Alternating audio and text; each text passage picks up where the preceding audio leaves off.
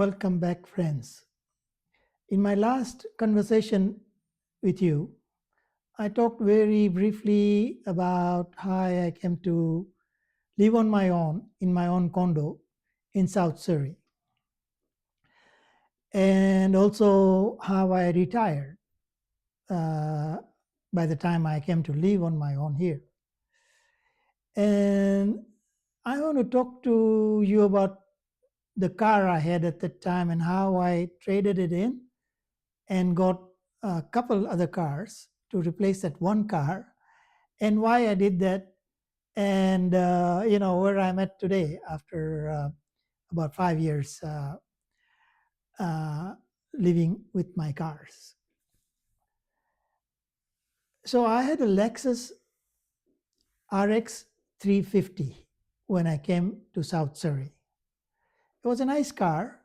It was a 2010, and it was still looking like a new car because these SUVs don't really change very much in their appearance, and so I was happy. And I'm not one of those guys that will always enjoy driving a new car. In fact, I've never bought a new car in my time in Canada because they are a depreciating asset, and they cost a lot of money if you finance it, and it sets you back financially.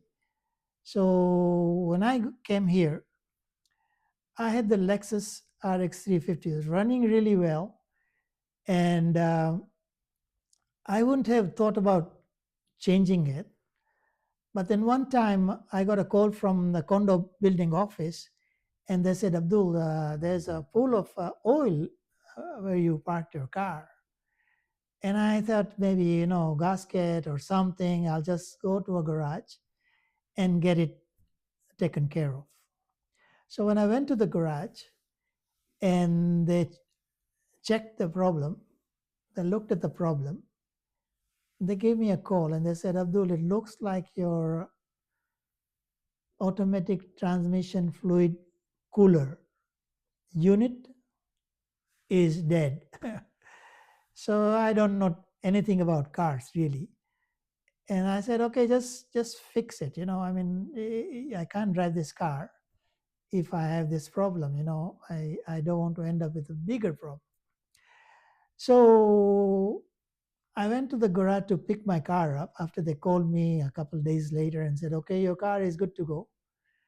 And I looked at my bill, and it was about $2,500. And so I kind of asked him, I said, how did we kind of do, like in price wise? Did they get a part where they could get it at a reasonable cost or something? And he said, you know what, the problem with Lexus is we have to go to Lexus to get the part. So it has to be OEM or whatever.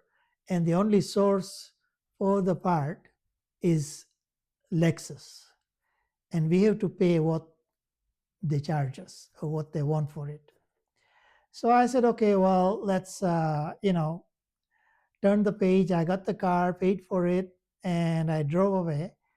And then I started thinking, I've got this car that's it's probably going to cost me a little bit more than some other cars.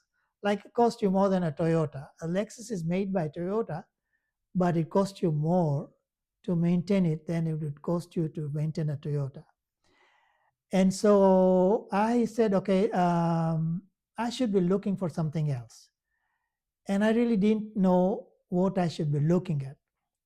And one of the things I have to admit right now is that Lexus, I bought that Lexus when I was married to my ex-wife. And I somehow felt, when I am starting anew, I could get rid of the car and maybe it'll help me look at, my driving days a little different. So I don't know how else to put it, but that's the best I put it.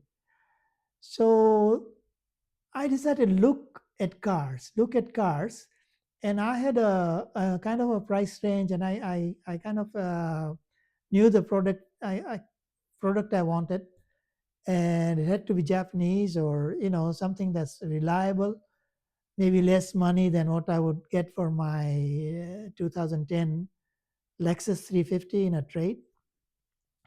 And so I kept my eyes open, and it took me it took me about a year when I was driving around. And in the beginning, I was a little, should I buy a Lincoln Town car, something that they say are very reliable, and they're the best things for seniors because they don't cost as much to run, and you can pick one up for a good price. And then I said, you know what, it's going to be like a boat. And I wasn't sure if I could actually transition into driving a town car or a Mercury Marquis.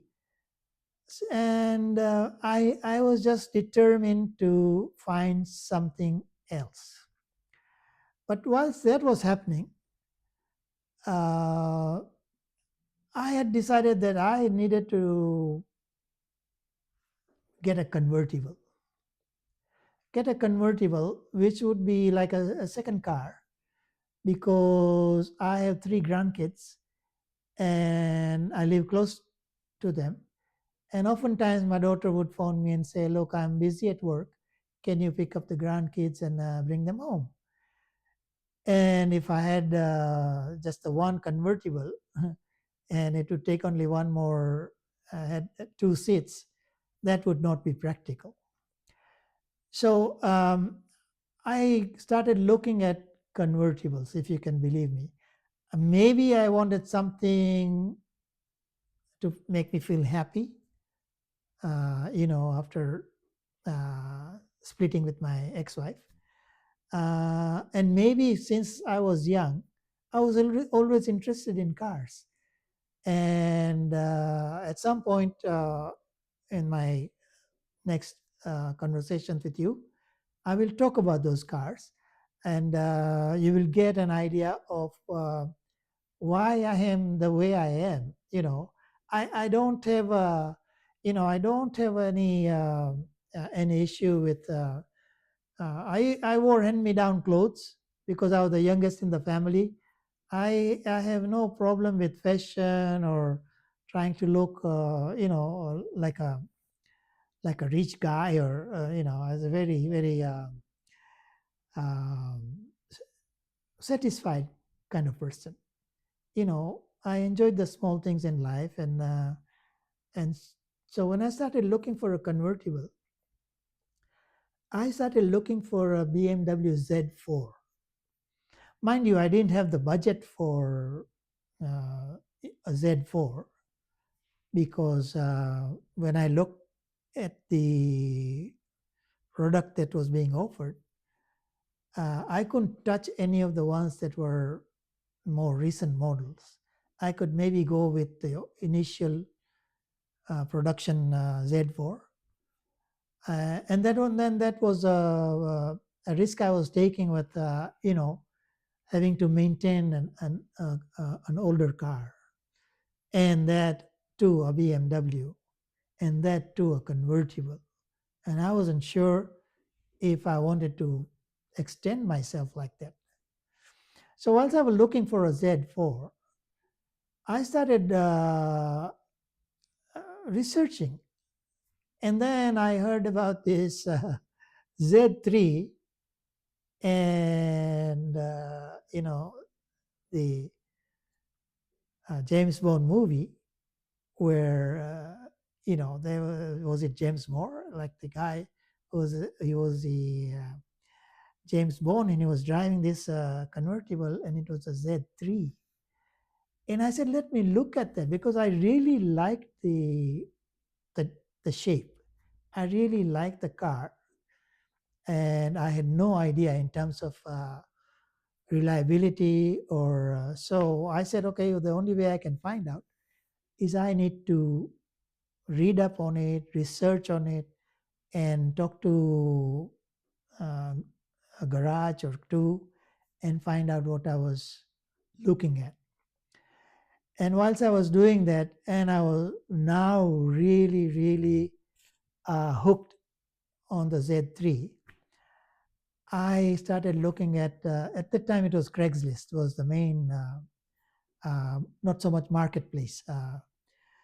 And then I saw a few cars for sale, but when I went to look at them, they had cosmetic issues, and we were talking about 1997, 98, 99 cars, and this was 2022, 23. So they were old cars.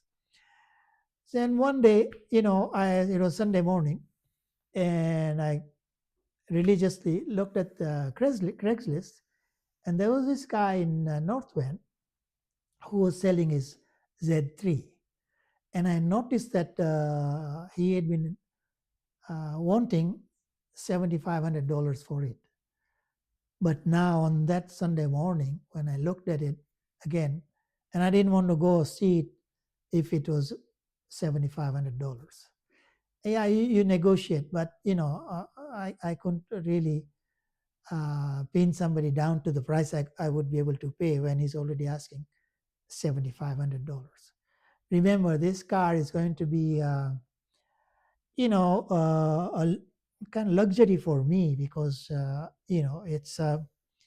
it's something that I will not utilize as much as I would like to, just because it's doesn't take more than one passenger, but the thrill of driving it. So there is price to pay for the thrill of driving a convertible.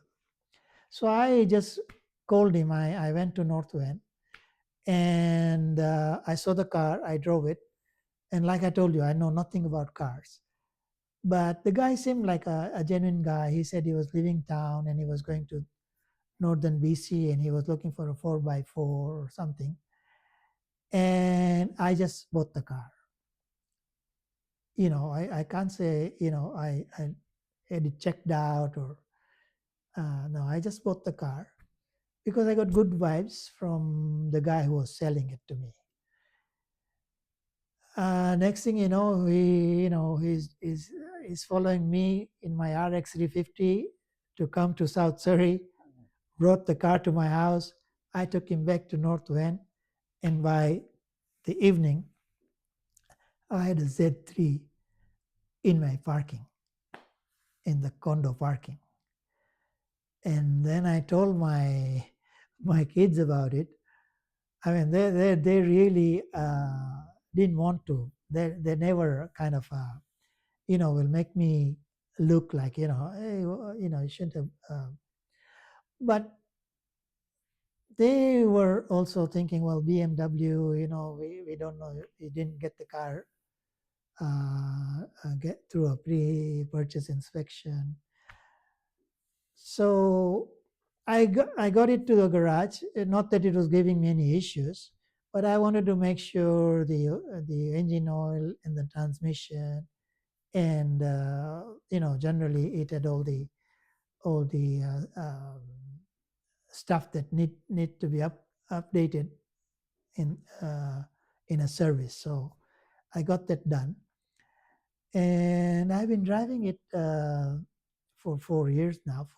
Actually 5 years, and it hasn't given me much problem. I had an issue with the transmission, and luckily I got a used transmission from a wrecker's place in Port Coquitlam, and it has worked great.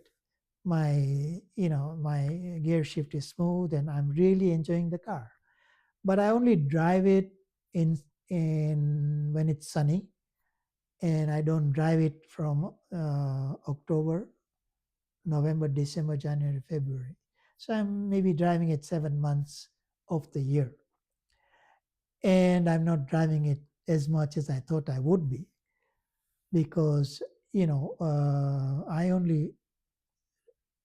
I try to maintain it. I try to look after it, and I just got it detailed, and after 5 years of ownership, and it just looks immaculate. Now, having said all that, I'm not expecting to make anything on it when I sell the car. Although when I bought the car, there was so many comments on the internet that this is going to be a collectible. This is going to see prices go up, like as a collectible. So whilst I had the RX 350 and the Z3, I was still looking for a car that would be a people mover. If I had to take my grandkids home from school, or if I had to, uh, have more than two people in the car, plus myself. So, whilst I was looking at cars on the road all the time, I got my eyes on a Honda Element. For those of you who know Honda Element, it was in production from 2002 till 2011, I believe. And then Honda stopped making it because it wasn't getting the sales to make it profitable or to make it viable to keep on manufacturing it.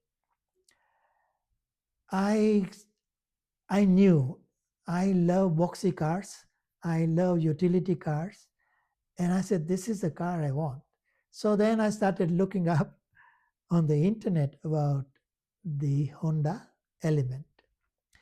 And I picked up a few pointers here and there, but basically, I knew they had the same motor as the Honda CRV, and it's as reliable as can be, like the CRV.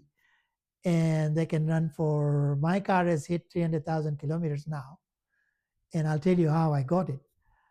And is expected to run another 100,000 kilometers without any issues. Of course, I'm maintaining it.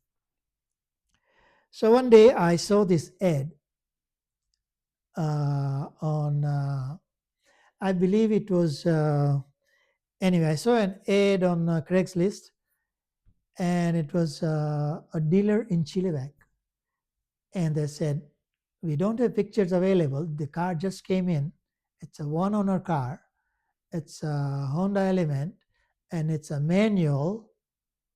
And I was looking for a manual because they seem to be fetching more money, and they seem to be more fun to drive if you go a little bit of off-road and stuff. So I called these people. I saw it in the evening, the ad. Uh, I think it was late evening. I couldn't call the guys then. First thing in the morning, I called them, and I said, I've seen your ad in the Auto Trader. Yeah, that was a Auto Trader. I saw it, and I want to come and take a look at it. And I said, I'm on my way. After we finished talking, I'm on my way. So the car was still available. And so I drove off to Chilliwack, and they showed me the car. They told me, look, it's not been cleaned. Um, we haven't touched it. It's just come in. And if you want to drive it, we can go for a spin, and then you can decide. In my mind, I was thinking, okay, one owner car. It had 275,000 kilometers then. But I thought this was the kind of car, I mean, this was an Element. I will not see another one come on the market for a long time if I let this one go. I'm telling myself. So me and the salesman, we went for a drive. And when we came back, I said, okay, let's sit down and talk numbers. And of course, I had gone with my RX 350. They took the car for a spin or whatever. And then we started talking numbers. And my experience with car dealers is that, they the way they value your car when you take it in for trading, I mean, it's actually really frustrating because they talk about wholesale value, and so they came up with a good offer. They were offering me money. I was expecting money because I was giving them a 2010 RX 350 Lexus, and they were giving me a 2008 Honda Element, and it was a manual, but it's a one owner. The car wasn't clean, so I can't really say much about what condition, appearance and stuff. But I just signed it. I said, you know what? When do you want me to come and pick it up? It was a Friday, Thursday or a Friday when I was out there. He said, well, you can come on Tuesday and you can pick it up. I said, make sure it's cleaned and it's serviced. Oh, yeah, yeah, we've already serviced it. We just need to clean it up. So I went back to give them a deposit. I'm back in South Surrey, and I'm so happy. Finally, I'm. Mind you, I hadn't driven the Element for any length of time, so it was kind of a little bit of a risk I was taking because I was going to drive it every day, and I said, this is a kind of risk I can take because if I had to sell it again, I would I would get as much as I paid for it. Although, I mean, when you trade your car in, you don't really know exactly how much you paid for it. So on Tuesday morning, I'm back to call the guys and say, look, I have an appointment at 11 o'clock. I'm coming to pick up the Element. And the guy said, well, the sales guy that you were talking to is on a holiday for a week. But my name is such and such, and you can come and see me, and I will have the car ready for you.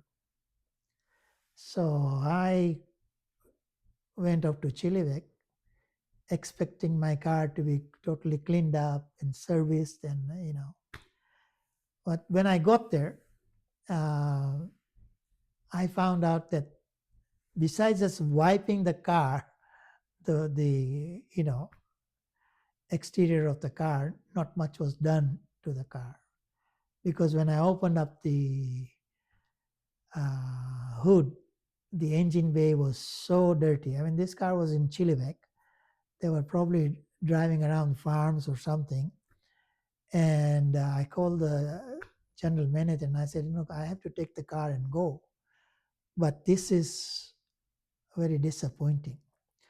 I tried to get them to give me a couple of free oil changes. But once you paid for it for a car, I don't care what dealership it is. It's it's uh, it's painful to deal with them. So, anyways, I got this 2008 Honda Element, and I still have it. It's a beautiful car. I love that car, and I have to say again that when I brought it home, it was still dirty, and I was still getting the feel of it, you know.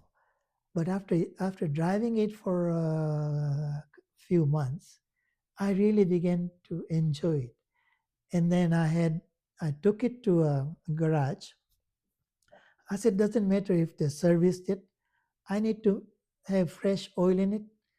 I changed the transmission fluid. I changed the air filter and the air filter in the engine and the one in the glove box. I forget what they call them. So I made sure because they were all really dirty because like I said, this car was used in off-road in the farm area or something. So that is where I'm at now. I am not looking at selling any one of these. The interesting thing about the Honda Element is I just found out that in 2029, Honda is bringing back the Honda Element. But this time it's going to be a little boxy, a little tough looking car like the Ford Bronco.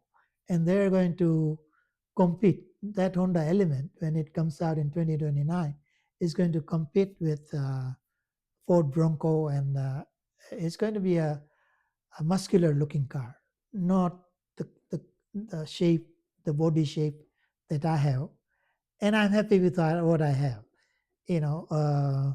But they must have seen a market for this kind of cars, and they're coming out with the Honda Element again. it makes me feel so happy that I've gotten into the Honda Element, which I know I will keep for any number of years. And the reason I said that is that with the Z3, as you might have heard me in my previous conversation, I'm 78 years old, and getting in and out of uh, low car convertible is getting harder and harder. Although I'm physically really fit, so far it's not a problem.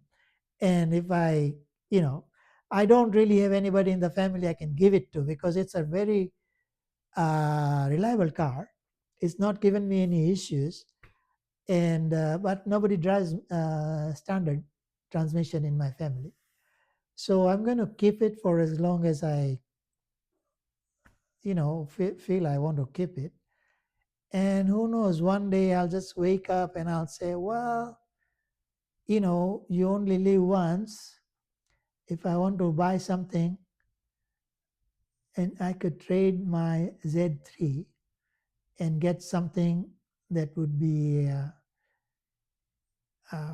smoother and faster and more, on the highway. And just between you and me, uh, and I'm saying this because I want comments from you. Let's make this a conversation. And I've told you about my cars. Uh, Hopefully, there's somebody who will say, okay, well, this is what they've heard about the Z3 or the Honda Element.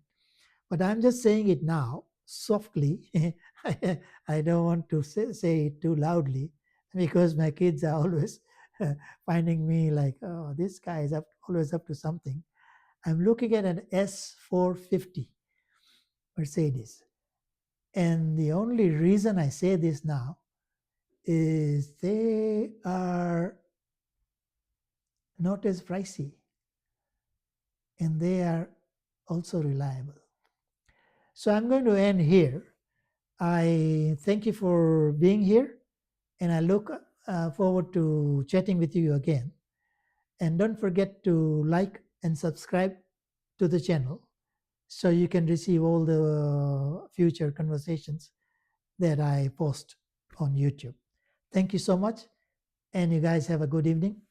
I'll talk to you again very soon. Bye bye.